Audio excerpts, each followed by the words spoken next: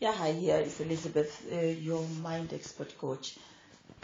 Yesterday we were talking about self-doubt, and we looked at how self-doubt can be such an obstacle when it comes to you seeing that your dreams are coming true. Now I want to go again on the topic about self-doubt, but this time I want to go on the topic of marriage. For those of you who may not know or who may know, I come from a violent parenting relationship. That means that my parents, or rather my father was a physical batterer, believed that beating was the only way of communication, which actually explains why I decided to be a trainer for diversity communication and also as coach. Now, my father was, like I said, a batterer, and my mother did not have problems. As long as I think she was not being beaten, she did not have problems sitting there and seeing how I was being beaten. So, kind of like what the direction I'm going to are those people that are married in a relationship that is violent. Now, I'd like to focus now on those people who are married in violent relationships and they are children. And I would like to say, I'd like us to put the scenario: there is a boy as a child and a girl as a child. Now, you as the mother who is now being beaten, let's assume that the father is not beating the children, but is beating you as the adult. Self-doubt is the one that puts you and leaves you also there. His narcissistic behavior, the one that actually wants to confirm to you that you don't have the ability to live without him. Nobody's going to look after you, look up on you, or look out on you, and you're not capable of managing a life without him. And if you do dare, he's going to really, make your life hell, like hell, he's going to be the one that is going to make sure that he's going to terrorize you. He's going to be the one that is going to stalk you. So, and then you have the fears coming from the other side, which is really passive, and those are the fears coming from maybe your friends who are encouraging you, pray harder, or your parents who do not believe, who really believes in the holiness, if may use for lack of a better word, of the marriage institution, and do not want to have a daughter that is going to come out as a divorcee. So you kind of like fulfilling the other people's dreams, but you are living in hell, because it is hell. I was there, and I know exactly what hell looks like. Hell is given a face, and that is you being in that situation. Now let us go through your daily life. For whatever reason he's come back home, and for whatever reason he has a reason to beat you, and at that moment you make sure that the children are gone, and you're hoping, you send the children to the rooms, and you're hoping that they're not seen. My dear, let me bring the truth back to you. Pull the carpet out of your feet. The children are seeing. They are seeing each and everything that is happening to you. Don't be fooled. The person that you're fooling is yourself. The people that you're destroying are those children.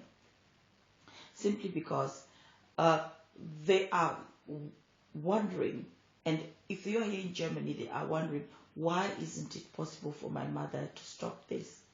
Everybody else, some of their friends, they have their mothers that left the violent partners. Why isn't mom taking this step? Why isn't mom seeing that we are also hurting? Boys are, for their moms, are their first girlfriends. So seeing their girlfriend being beaten, you are damaging systematically something in that child, step by step. If you didn't know it, today I'd like you to know that. And the girl, the father is her first boyfriend, and she's seeing what boyfriends are, because the father is the role model. As parents, we are the role models. As parents, we are the anchor, we are the compass, so that children know exactly what they use these tools to orient themselves when they're going out and making their own lives. They're going to see how dad and mom used to go about with one another, and that is how they are going to also look for their partners. So the girls are going to look for a partner that is like the dad. It is okay to beat a woman. And the son is going to look for a wife that he's going to beat, because that is what he saw. Dad beats mom. That is the best consolation, in quote unquote. The worst consolation is when the boy can't take it, and it's mostly the boys. They can't take it. What you're doing is you are actually driving this boy to commit a crime, because at one point in time, if you don't make that move, this child might just make that move. And I can tell you, this move may not be exactly what you're thinking of. It will be never in your wildest dream would you think that the child would take a weapon and point it to the father and really take that step and do it for you. Now, if you are in a violent relationship, this is the time for you to really reflect exactly, what do I want? And if you have children, this could be a very, very important message that you're sending off to them in remaining in that relationship. That is the second variation. The third variation is you. You are a human being. Don't listen to all those rubbish that people are saying women are supposed to be submissive, this, that, and that is blah, blah, blah. You are a human being. God created you the way you are, to be an individual with your own entity. And if God wanted you to be submissive, He would have removed that part of your brain, so that you would have not known that it is possible for you to be otherwise. But God brought you in the world the way you are, with those brains, to think for yourself, so that we, particularly the women, are the survivors, so that you are able to provide for your children, not to be submissive to an idiot. If he wants somebody that is submissive, nowadays they have that, they have that balloon type of a woman, with her mouth open. They can use that one. That one will be submissive to the extent that they want. Now, I want to get back to the third scenario. The third scenario is you. You, because God made you as an individual. At one point in time, you will reach a place where you say, enough is enough, and you take to violence yourself. And believe me, I have come across women in jail that resorted to violence simply because they could not take it anymore. They just wanted to get rid of this person that was in their life, their nightmare. They took the knife, they did it, and the person died. So what ultimately happens is you've destroyed three set of people's lives. Number one, your life. Number two, that of your children.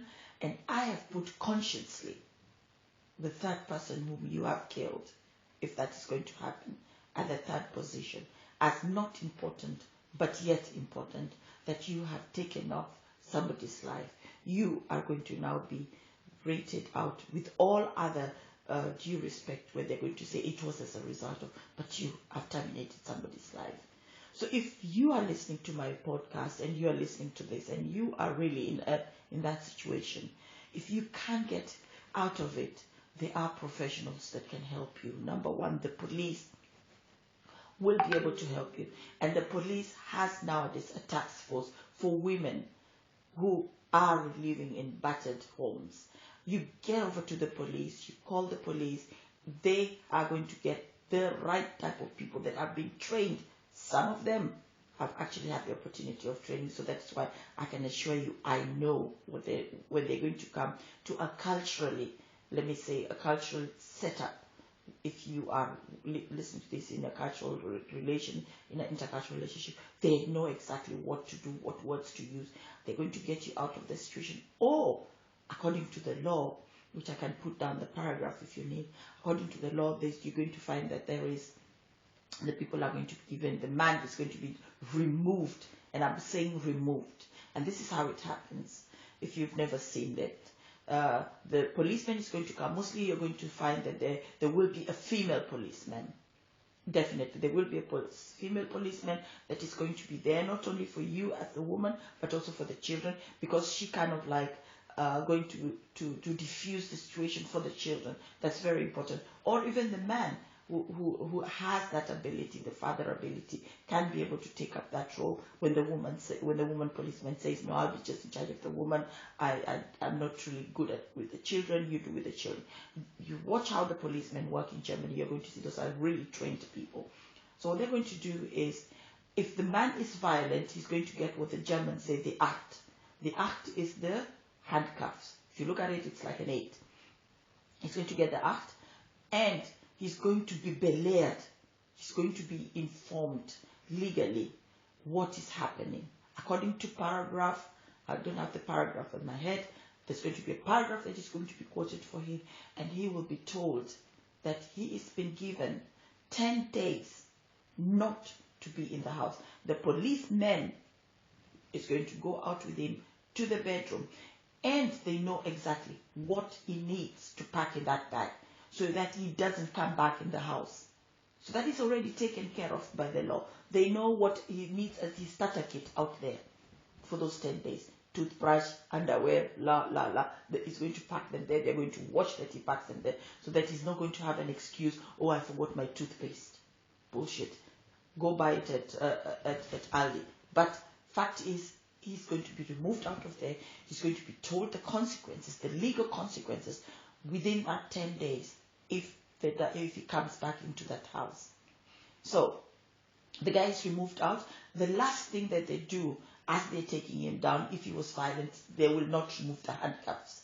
They'll take him down. They're going to take away the keys from him. You are going to keep those keys. So for the next 10 days, this man is not supposed to be near you. I think it's about 50 meters or so. He's not supposed to be anywhere near you, all the children, until the 10 days is gone. What happens in these 10 days? Now, in the 10 days, you have the chance to calm down psychologically. You have been through hell, and you're not going to just switch on like electricity. You know, as Africans, we can switch on and switch off love. No.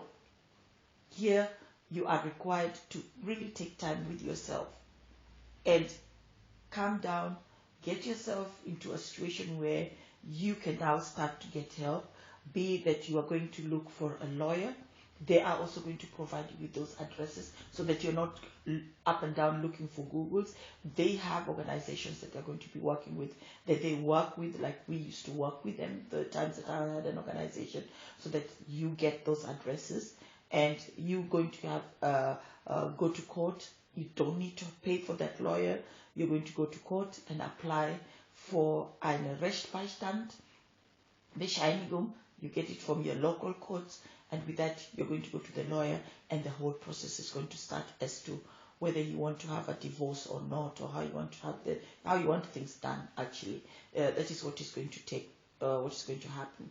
So in these 10 days, you have the ability to relax, to adjust, to talk to the children, explain to the children what is happening, has been happening, and what your plans are, and see to it that the children are also in line with what the actions that you want to take. And also that you have gotten psychological help for the children, so that the children can really understand and have a break. This is not normal what Dad was doing.